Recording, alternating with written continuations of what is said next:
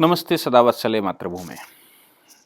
भारत सरकार चीन के साथ जिस प्रकार से बॉर्डर पर अड़ी हुई है, वो लंबे समय से दिख रहा है कि चीन एक धूर्त कंट्री है और धूर्तता का आलम उसका ये है कि आप जितने बार उसको खदेड़ते हैं उतने बार वो वापस आता है। ये 1949 से लेकर, बल्कि हम कहें 1962 से लेकर लगातार ये बात चली आ रही है कि चीन को हम खदेड़ते हैं और वो भारत में प्रवेश करते हैं।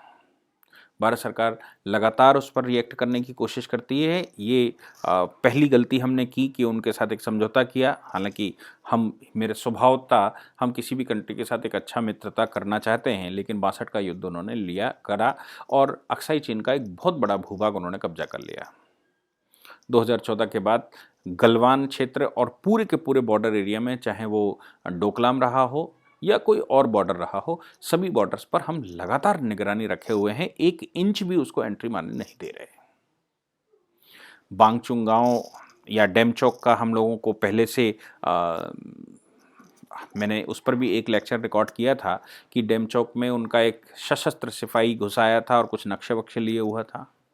हमने उनको डेमचौक में पकड़ लिया। पकड़ने के बाद उसने कहा कि मैं रास्ता भटक गया हूँ, तो मानवता के ग्राउंड पर या जो हमारी उनके साथ ट्रीटियाँ हैं, उस ट्रीटी के आधार पर उसको वापस दिया गया 1 दिन इंटरोगेट करने के बाद।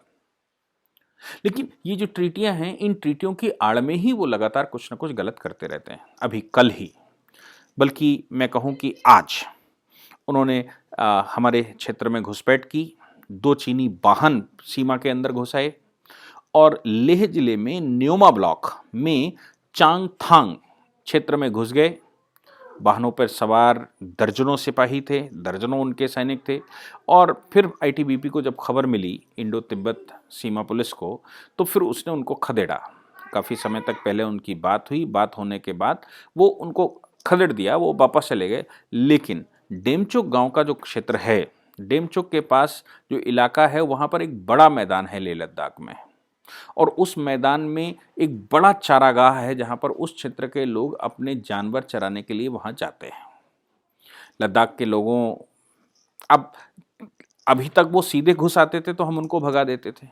अभी उन्होंने क्या किया कि उस चारागाह में, मैं आपको एक बार और बता दूं कि मैं पहले भी कई बार बता चुका हूं कि जो डेमचौक गांव है, डेमचौक का आधा हिस्सा, हालांकि पूरा हिस्सा हमारा है, लेकिन वो जैसे जैसे बढ़ते चले आए तो डेमचौक का आधा हिस्सा आज चीन के कब्जे में है, डेमचौक का आधा, बाकी का हिस्सा हमारे पास है। डेमचौक का जो आधा हिस्सा उनके कब्जे में है, वहां पर भी चारागाह हैं, वहां पर भी जानवर होते हैं। उनको फ्री फैसिलिटीज़, लाइट की फैसिलिटीज़, सौर ऊर्जा की फैसिलिटी, फ़ोन की फैसिलिटी सारी उन्होंने फ्री दे रखी है ताकि लोग वहाँ विद्रोह ना करें। लेकिन डेमचौक के अपने क्षेत्र में रहने वाले कुछ लोगों ने लगातार उनका विद्रोह किया, उनको मना किया, और लगातार वो जब भी हमारे क्षेत्र में घुसकर आते और चीन लिखकर जाते तो हमारे लोग मिटाकर उसको इंडिया लिखते और उनका विरोध करते। सेना ट्रांजिशन पीरियड के उधर रहती, पोर्शन के इधर रहती। इसलिए ऐसी सरकमस्टांस में उन्होंने अब नया प्लान बनाया, और नए प्लान में अब वो उधर के मवेशी यानी कि जानवर हमारे चारागाह में लेकर आए। हमारे चारागाह में जब लेकर आए डेमचौक गांव के इस तरफ, तो डेमचौक गांव के लोगों ने उनका विरोध किया और उन्होंने कहा, भाई आप चीन के लोग हैं, हमारे क्षेत्र में क्यों चले आए और आपके जानवर हमारे क्षेत्र में क्यों चराएंगे। अब उनका प्लान ये रहा होगा कि ये जानवर इधर धीरे धीरे चरने लगेंगे, और ये गांव के लोग आपस में रिश्तेदार भी हैं, जानने वाले भी हैं, तो ये इधर चरने लगेंगे, धीरे धीरे ये मवेशी इधर रहने लगेंगे और हम भी इनके साथ साथ यहाँ पर आने लगेंगे। और धीरे से हम, जैसे डेमचौक का आधा हिस्सा कब्जा किया, वैसे ही हम ये डेमचौक का दक्षिण का हिस्सा भी कब्जा धीरे से कर लेंगे। लेकिन डेमचौक के दक्षिणी भाग के रहने वाले लोगों ने इसका विरोध किया। विरोध करने के बाद चीनी सैनिकों ने जबरदस्ती दबाव उन पर बनाया और बनाते हुए कहा कि नहीं, ये जानवर तो यहीं चारा खाएंगे। डेमचौक के गांव ने लोगों ने बहुत कुछ समझाने की कोशिश की, उनकी समझ में नहीं आया, तो फिर उन्होंने आईटीबीपी को सूचना दी। आईटीबीपी के जवान वहां पर आए। जवानों ने वहां पहले उनसे वार्ता की, लेकिन चीनी सैनिकों को वो बात समझ में नहीं आई। तब भारतीय सैनिकों ने, आईटीबीपी के सैनिकों ने उनके ऊपर दबाव बनाना शुरू किया और फोर्स इस्तेमाल करने के लिए वो आगे आए। ऐसा देखकर चीनी सैनिक उल्टे पैर वापस चले गए, और जो मवेशियों को वो लेकर आए थे इधर चराने के लिए, वो मवेशी भी वापस गए। ये घटना कोई सामान्य घटना नहीं है। देखने में तो सामान्य लगता है कि कुछ मवेशी यहाँ चरने आए, क्या फ़र्क पड़ता है, लेकिन ये सामान्य घटना नहीं है, क्योंकि हमारे देश में, भारत में एक स्वभाव है कि दूसरे की ज़मीन पर कब्जा करते हैं। अब देहात में जाएंगे तो कैसे करते हैं, वो पहले कहता है भैंस बांध लूँ, भैंस बांधते बांधते वो बंधने लगती है, फिर उसके बाद वो वहाँ उसका चारा काटने लगता है, फिर उसके बाद उसका गोबर डालने लगता है, और धीरे से वो क्षेत्र में एक लंबे समय तक 10-12 साल तक रहता है। फिर अगर ओनर उसको मना करे कि हटो, तो फिर बड़ा मुश्किल काम है कि उसको वहाँ से हटा पाना। सरकारी नज़ूल की ज़मीन पर भी भारत में ऐसे ही होता है।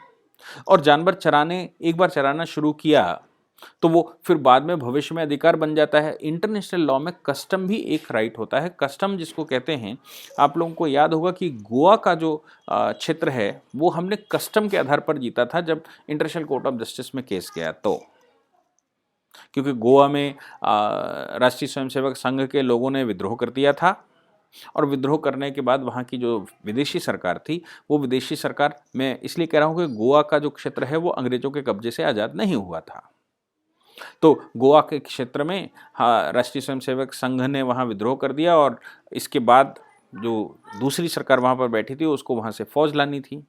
फौज लाने के लिए उसको भारतीय समुद्र का इस्तेमाल करना था। भारत सरकार ने अपने समुद्र इस्तेमाल करने से मना कर दिया था। इस बात को लेकर इंटरनेशनल कोर्ट ऑफ जस्टिस गया मामला, और इंटरनेशनल कोर्ट ऑफ जस्टिस में उन्होंने कहा कि ये कस्टम है, हम जमाने से यहाँ से, अंग्रेजों का कब्जा था तब भी हम यहाँ से रास्ता लेते आए और वहाँ पर हम जा रहे थे। वो एक डच कॉलोनी थी या तो उस क्षेत्र में जब इंटरनेशनल कोर्ट ऑफ जस्टिस मामला गया तो इंटरनेशनल कोर्ट ऑफ जस्टिस ने ये निर्धारित किया कि ठीक है, ये कस्टम है कि आप उधर से निकलने का राइट था, लेकिन आप किसी की भी सॉवरेंटी में केवल सिविल वाहन ले जा सकते हैं, आप कोई डिफेंस के वाहन नहीं ले जा सकते, या युद्धपोत वहाँ से नहीं निकाल सकते, या वेपन धारी लोगों को वहाँ से नहीं निकाल सकते। तो ये कस्टम का मामला था। उन्होंने इंटरनेशनल कोर्ट ऑफ जस्टिस ने ये स्वीकार किया था, चूंकि यहाँ से निकल रहे हैं इसलिए सिविलियंस को यहाँ से निकलने का अधिकार है, जबकि क्षेत्र हमारा है। बिल्कुल वैसे ही अगर वो लगातार यहाँ पर मवेशी चराते रहेंगे तो भविष्य में ये क्लेम किया जा सकता है, कभी भी अगर मामला जाएगा, तो कि हमारे मवेशी तो यहाँ पहले से चरते थे, इसलिए क्षेत्र मेरा है। भारत ने कभी मना नहीं किया, क्योंकि भारत का क्षेत्र था नहीं। ये सामान्य घटना नहीं है। हालांकि इस समय की भारत सरकार इतनी चौकन्नी है कि उसने उनको उल्टे पैर जाने के लिए मजबूर कर दिया। गलवान में हम सब जान रहे हैं कि अभी भी दोनों तरफ से बॉर्डर सजा हुआ है। हम कोल्ड कोट पहनकर वहाँ पर बैठे हुए हैं। लगातार वार्ता चल रही है कि आप परमानेंटली यहाँ से चले जाएं। हम कह रहे हैं कि आप जब तक परमानेंटली वो क्षेत्र नहीं छोड़ेंगे तब तक हम नहीं जाते। उनका जो क्षेत्र है गलवान का, वहाँ से 10 किलोमीटर दूर उनका एक हाईवे है, बड़ा हाईवे है, जबकि हम जहाँ पर दक्षिणी गलवान में बैठे हुए हैं, पेंगोंग में बैठे हैं, वहाँ से हमारा हाईवे बहुत दूर है, बल्कि हाईवे हमारा स्ट्रांगली बना भी नहीं। अभी तो हमने 5.5 मीटर की रोड बीआरओ ने बनाई है। अभी 2 दिन पहले ही प्रधानमंत्री जी ने ये घोषणा की है कि अब वो रोडें 9 मीटर चौड़ी होंगी, क्योंकि सेना के वाहन बड़ी आसानी से वहाँ नहीं जा पाते। तो हमने हाईवेज बॉर्डर एरिया में नहीं बनाए, इसलिए अगर हम वापस आ भी जाते हैं तो उनको वहाँ से वापस आने में बहुत समय नहीं लगेगा, हमको वापस जाने में बहुत समय लगेगा। इसलिए हम अपनी सेनाओं को वहाँ से हटाना नहीं चाहते। लेकिन ये जो पोस्टल लैंड है, या ये जो ग्रेवलैंड है, या ये जो चारागाह है, इस पर वो कब्जा करने का प्रयास कर रहे हैं। इसलिए वो मवेशियों को लाकर वहाँ पर लगातार कोशिश करते हैं कि किसी प्रकार उस साइड के मवेशी यहाँ पर चारा खाने लगें।